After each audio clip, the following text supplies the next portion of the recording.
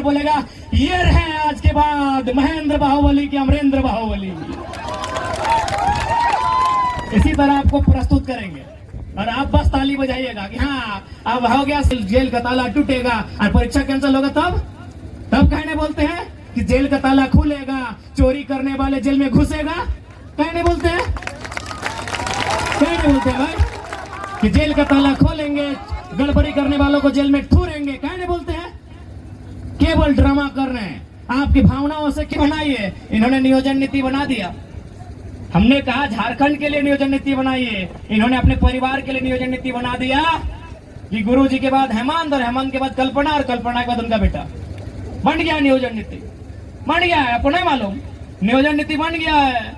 नहीं है तो पता कर लीजिए। हमने कहा छात्रों के लिए नियोजन नीति बनाइए, हमने कहा एमए बीए पास करने वालों के लिए नियोजन नीति बनाइए, इन्होंने अपने परिवार के लिए नियोजन नीति बना दिया है। देखिएगा जैसे ही अभी आ गया समय, अब सीता मैडम का, कल्पना मैडम का, इनका समय जैसे ही समाप्त होगा, इसी प्रकार का मंच होगा, उनका बच्चा सामने होगा और बोलेगा ये रहे आज के बाद महेंद्र बाहुबली की अमरेंद्र बाहुबली। इसी तरह आपको प्रस्तुत करेंगे और आप बस ताली बजाइएगा कि हाँ अब हो गया सीता जी, कल्पना जी, अब उनके बाद उनका बेटा और बेटी को विरासत देंगे। यही हमारे राज्य की तकदीर है, यही हमारे राज्य की तस्वीर है। देखिए हम उनके ना खिलाफ है, ना उनका हमने किसी प्रकार से उन्हें शिकायत है। हमें इस बात की शिकायत है कि एक ही परिवार में क्यों, उसे विस्तार होने दीजिए, उसे आगे जाने दीजिए, उसका विस्तारीकरण होने दीजिए। इसलिए आज आपको समझना होगा, आपको ये जानना होगा। और खासकर संथाल परगना तो कम से कम अभी बड़ा सुंदर दिख रहा है। ये जंगल, ये झाड़, ये गजाड़, ये पहाड़ बड़ा सुंदर लग रहा है। इनको नेताओं की नजर से बचाइए, इनको कॉर्पोरेट की नजर से बचाइए। इसीलिए ऐसे नेता चुनिए जो किसान वर्ग का हो, जो मजदूर तबके का हो, जो झारखंडियत की आवाज को रखेगा। आज देखिए, आज एनडीए की बात करें यानी भारतीय जनता पार्टी के नेतृत्व की बात कीजिए, देखिए गोड्डा में क्या दशा है आदिवासियों की, देखिए गोड्डा का तापमान क्या है, देखिए वहाँ पावर प्लांट जब से लगा है 100% बिजली बांग्लादेश को जा रहा है। आप पढ़े लिखे नौजवान हैं, कितना हमारे साथ चीट किया जा रहा है, कितना हमारे साथ फ्रॉड किया जा रहा है। अरे ठीक है, अगर आपको बिजली बांग्लादेश को ही देना था तो जमीन झारखंड क्यों पढ़ा रहे अपने बच्चों को? हमारे जितनी माएँ हैं बताइए, हमारे जितने चाचा है, हमारे जेठा है, मौसा मामा है, बताइए क्यों पढ़ा रहे हैं अपने बच्चों को? इसीलिए पढ़ा रहे हैं कि पढ़ने लिखने के बाद एक फॉर्म भरेगा, एक परीक्षा में बैठेगा, परीक्षा को पास करके वीडियो सीओ दरोगा बनेगा। इसीलिए ना पढ़ा रहे हैं, कुछ बढ़िया करेगा इसीलिए ना पढ़ा रहे हैं। तो ये सरकार क्या कर रही है मालूम है? आज जो ये लोग ड्रामा कर रहे हैं, देख रहे हैं। मैं आदिवासी परिवार से कहूंगा, आज माननीय हेमंत सोरेन कहाँ के हैं क्या आपको मालूम है? ये रामगढ़ से हैं। यानी दुमका के बाद आता है जामताड़ा, जामताड़ा के बाद आता है धनबाद, धनबाद के बाद आता है बोकारो, बोकारो के बाद आता है रामगढ़। आज वहां से चलकर दुमका में अपनी धाक बना के बैठे हैं। एक परिवार का पूरा वर्चस्व चल रहा है। हम बार बार कह रहे हैं गुरु जी का सम्मान कर रहे हैं, लेकिन इसका तात्पर्य यह नहीं कि उनकी पीढ़ी दर पीढ़ी दर पीढ़ी विधायक बनेगी और हम लोग पलायन होकर प्रदेश जाएंगे, हम लोग घास छीलेंगे। ये कहीं गुरु जी का भी सपना नहीं था। नहीं, आप ही बताइए। अगर आप नहीं जानते तो जानिए कि आज कहाँ के हैं हेमंत सोरेन।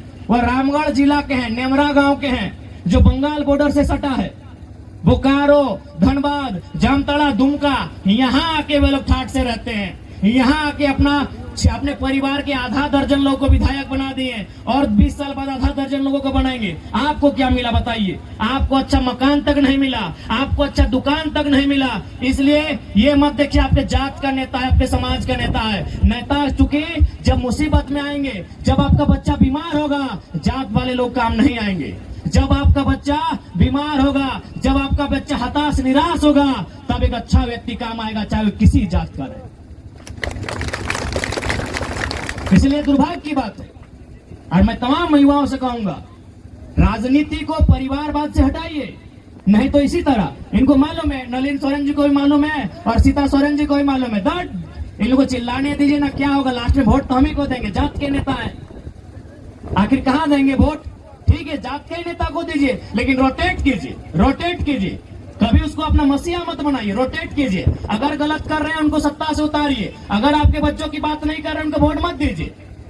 जात का मतलब एक परिवार नहीं होता है, कोई भी जात रहे, चाहे रजवार रहे, घटवार रहे, संथाल रहे, यादव रहे या मंडल रहे, कोई जात रहे या कुर्मी, कोयरी, कुशवाहा कोई रहे या स्वर्ण, ब्राह्मण, राजपूत कोई रहे, एक परिवार से किसी जात की परिभाषा नहीं होती है। जात भी बहुत बड़ा होता है, लेकिन ये लोग तो परिवार की राजनीति कर रहे हैं। अगर जात की ही राजनीति करना था, संथाल समाज का ही अगर विकास करना था, तो बसंत सोरेन में क्या योग्यता है मंत्री बनाए, किसी बुद्धू सोरेन को बनाते। बसंत सोरेन की क्या योग्यता है? योग्यता तो आप सुन ही लिए, दिल्ली गए थे अंडरवियर खरीदने के लिए। क्या योग्यता आपको मालूम है? दिल्ली गए थे अंडरवियर खरीदने के लिए। ये झारखंड रो रहा है, झारखंड भूख से मर रहा है और उनको झारखंड में अंडरवियर पसंद नहीं आ रहा है। ये हमारे नेताओं का बयान है, ये हमारे नेताओं का सोच है। बताइए, यहाँ हम लोग को रोटी नहीं मिल रहा है, हमको यहाँ अच्छा पानी नहीं मिल रहा है और साहब को अपना कपड़ा खरीदने के लिए दिल्ली जाना पड़ता है। ये हमारे झारखंड की तस्वीर है और फिर भी हम उनको वोट करते हैं। इसीलिए अगर उनको संथाल समाज की चिंता होती तो बरहेट मुख्यमंत्री का दुमका से किसी अन्य संथाल भाई को ही चुनाव लड़ाते, किसी गरीब को लड़ाते, एक पढ़े लिखे तेज तरार संथाल को लड़ाते, बेबी लता टुडू जैसे महिलाओं को लड़ाते। लेकिन ये केवल और केवल परिवार की पॉलिटिक्स हो रही है।